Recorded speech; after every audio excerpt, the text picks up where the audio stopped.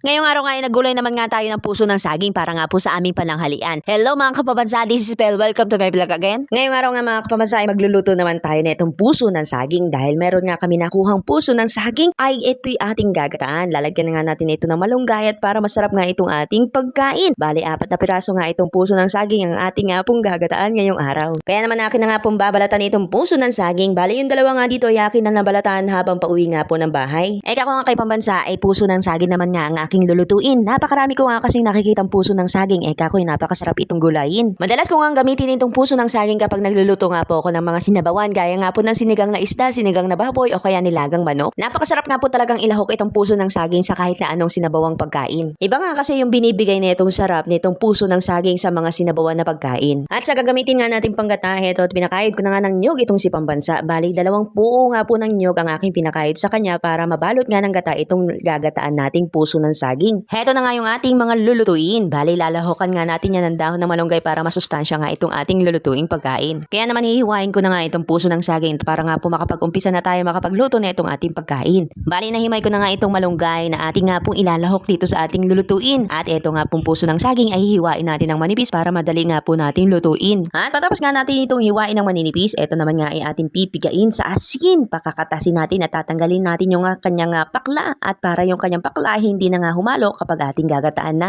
Bukod sa ginataan o kaya ginisa, alam niyo bang napakasarap din itong gawing puso burger, ipalaman sa tinapay o kaya ulamin sa kanin. Siguradong talo-talo na ang bahaw na kanin. Tapos dito ay meron pa nga kaming natirang nilagang saging. Ito ang aming pang-almusal ngayong umaga. At ito yung aking kinakain habang hinahanda ko po nga itong aking lulutuin. Bala ko nga sanang hatiin lang itong puso at magluluto nga ako ng puso burger. Eka nga ni Pambansa ay gataan ko na nga lang lahat itong puso nga ng saging. At para wala nga daw ako masyadong gawain at nang hindi nga raw ako tanghaliin sa pagluluto ng aming pagkain. At kapag ganun nga po yung aking niluluto ay halos kulangin nga po yung aking sinaing na kanin. At matapos nga mahiwa at mapiga nga itong puso ng saging, ito naman nga ilalagyan natin ng pampalasa, asin, bitsin at saka itong luya, sibuyas at paminta. At syempre lalagyan na rin natin yan ng tanglad para mas malasa. Diniktik ko nga muna itong lemongrass para yung kanyang lasa ay kumatas at humalo na nga dito sa ating gagataan na puso nga ng saging. Bale, ito nga pong puso ng saging ay pinagana muna natin sa asin at para nga po matanggal yung pakla at kapag ating gagataan na ay hindi nga po ito lumasa. At ang una nga nating ilalagay dyan, ito nga pong pangalawang piga o yung tinatawag nga sa amin na yasaw. Alam niyo ba mga kapabansa na ang tawag sa amin ng pagluluto ng ginatang gulay ay otan. Otan na langka, otan na rema, otan na tawan, otan na puso ng saging, otan ng kalabasa at otan ng mga sari-saring gulay. Na kapag meron kang lutong otan, abay sold na ang iyong pananghalian, diretso na hapunan. Dito kasi sa amin ay kapag nagluluto nga po ng otan ay amin na nga pong dinadamihan, diretso na tanghalian, pati na rin hapunan. Amin na nga itong dinadamihan para naman syempre ang kapitbahay ay amin na nga rin masasandukan na kahit wala nga pong ulam o tuyo lang yung kapartner na itong otan, abay sold na at tapos na ang usapan. At pag natuyo na nga yung unang gata ay ilalagay naman nga natin itong pinakakakang gata. Pakukuluan natin hanggang sa bumalot na nga yung gata dito sa niluluto nating otan. At pagkulungan nito ay ilalagay na nga rin natin itong dahon ng malunggay para syempre masustansya itong ating niluluto nga pong ginulay. Napakasarap sana itong lahukan ng dilis o kaya daing. Kaso wala, kung ano lang meron dyan ay yun na lang yung amin nire-remedyohan. Sinasarapan ko na nga lang itong niluluto kong pagkain para kahit papano ay kanila nga po magustuhan. Bali patutuyun nga lang natin itong gata hanggang sa bumalot na nga dito sa ating nilulutong otan na puso nga ng saging. Dahil dito nga po sa amin kapag nagluluto nga po kami ng otan ay tuyo nga po at walang sabaw. Yung tipong balot na balot nga po yung gata dito nga po sa ating ginulay. At maglalagay na nga rin tayo ng 2 sili para kahit papano ay may kurot nga sa ating lalamunan kapag kumain na nga tayo mamaya. At bago nga maluto itong ating ginulay na puso ng saging ay mag-shoutout muna ako sa aking mga followers dyan. Kaya naman shoutout na muna kina Annabel Pereira Pabula, kay Rapi Cabildo, kay Arlene Sinday Manangkil, kay Luz Castillo ng Catanduanes, kay Joey Mongcal Lopez, shoutout kay Randy Asejo, shoutout kay Marina Plipi Daikoku. Maraming salamat po sa inyong suporta. At kung isa ka rin sa nakaabot sa part ito ng aking video ay leave the comment kung taga saan ka at para sa susunod ikaw na rin ang aking mapasalamatan at ma-shoutout. At dahil dyan iluto na nga itong ating ginatang ginulay na puso nga ng saging. O paano mga kapabansa, halina kayo at kumain. O siya mga kapabansa, hanggang dito na lang muna. Maraming salamat sa inyong suporta. Hanggang sa muli. Bye-bye!